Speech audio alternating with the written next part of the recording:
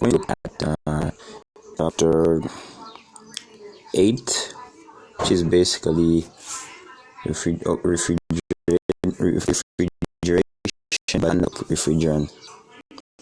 So this topic can be divided into three main parts: the history of refrigerants, the selection criteria and properties, and the calculations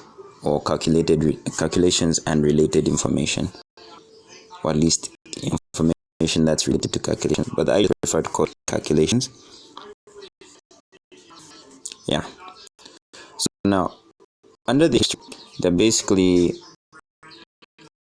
many things to consider, and that's the fact that this history is composed of 4 different generations. So there's basically 4 generations of refrigerants. Under those 4 generations, we have first generation,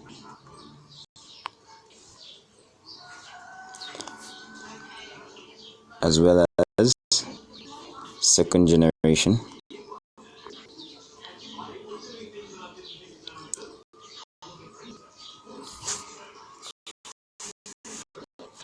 and of course third generation,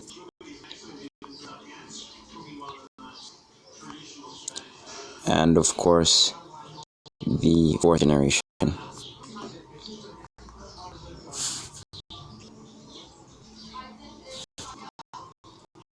So under the first generation, the main thing that you need to know is what the motive was for first generation. In fact, what you need to know for all 4 generations is what the motive was. Why did the refrigerants that they picked work, or at least why did they pick them? So anyway, under the first generation, what you need to know is that under the first generation, the main motive for the way we picked refrigerants was whatever worked.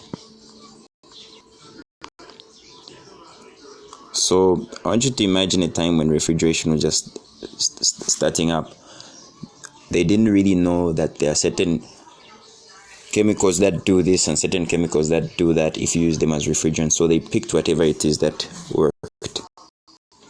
Then in the second generation, after having some experience with what worked and what not, and mind you, the first generation was lasted for 100 years, probably from the 1830s to the 1930s, somewhere there. So in the 1930s now, it began to sort of filter out what exactly is it that we're going to use amongst all these chemicals and other compounds, which we call refrigerants, that we can work with properly. So their main motive was to make sure that of the chemicals they pick, those chemicals should be safe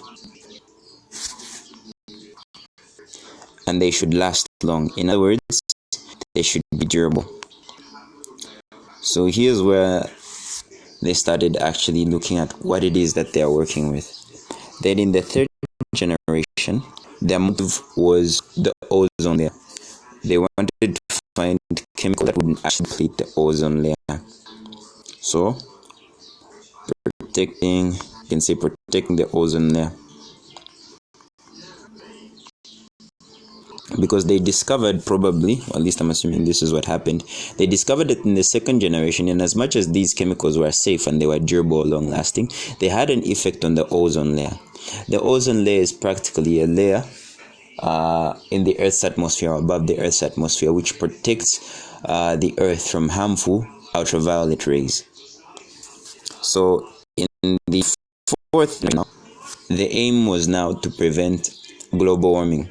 Because in the fourth generation, they began to notice that in as much as they had picked chemicals which did not really harm the ozone layer, or they were trying to reduce on the use of chemicals that harm the ozone layer, they discovered that there were some chemicals which actually led to global warming.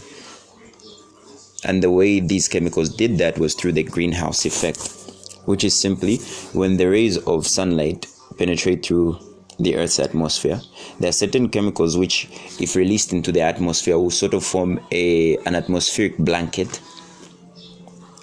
that will prevent the rays of sunlight that have entered the Earth's atmosphere from bouncing back out. So since these rays have been trapped by this layer, they lead to an increase in the atmospheric temperatures in the Earth's inner atmosphere. So here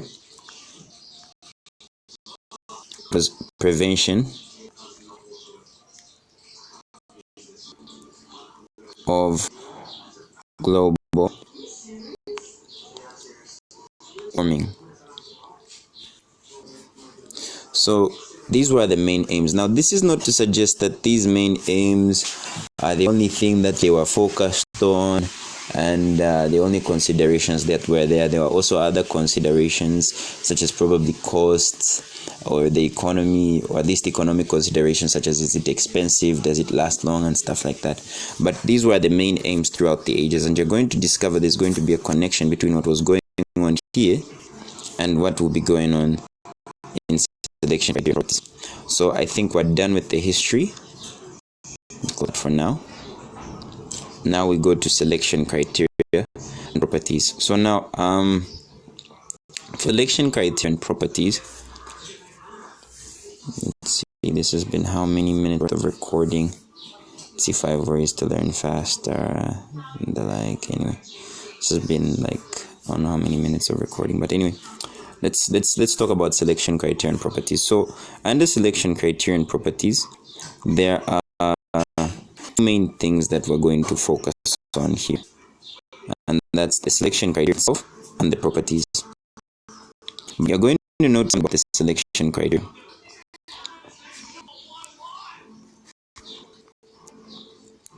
And what you're going to notice is that you can derive properties from the selection. So as you can see, this is a very simple topic to understand. So under selection criteria, there are 3 criteria that we actually consider. So there are 3. We just make 3 under here. So in case you're wondering, this is actually a mind map, and mind maps can be written like this by hand on a piece of paper, but this is actually an app for creating mind maps. It sort of helps me to get a clear picture or a bigger picture of what exactly is going on in a certain topic. So selection criteria. The selection criteria can be summarized into 3 letters. TEE.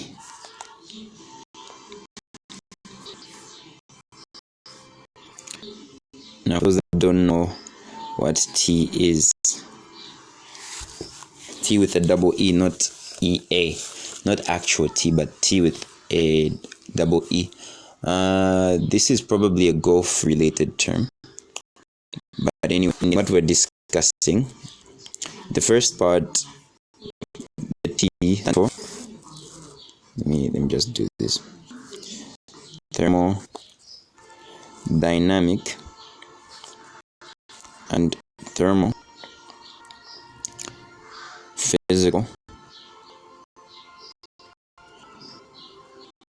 properties.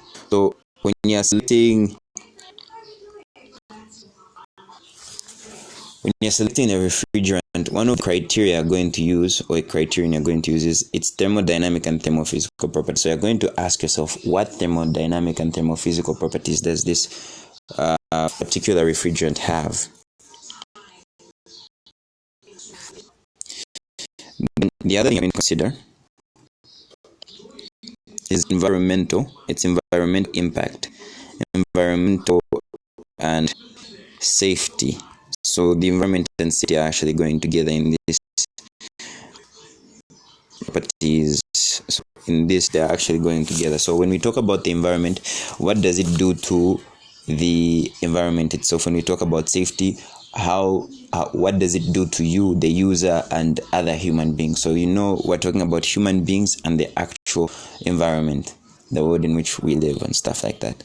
Then for the final,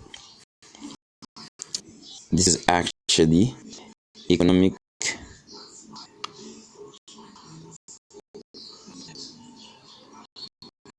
considerations.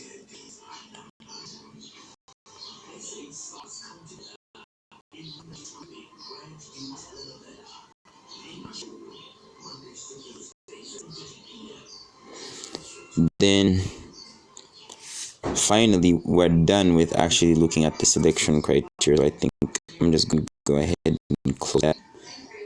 Yeah. The selection criteria are only 3, and the 6 you see there is simply counting T, E, and E, and what was under there probably gave us 6. That's what gave us the 6. But anyway, we go to the properties now. This is actually quite interesting. Okay, anyway, I think for now, time's up. But one thing I'm going to notice is when we talk about properties, we now start applying the selection criteria. So we're looking at what are the good properties of a given refrigerant.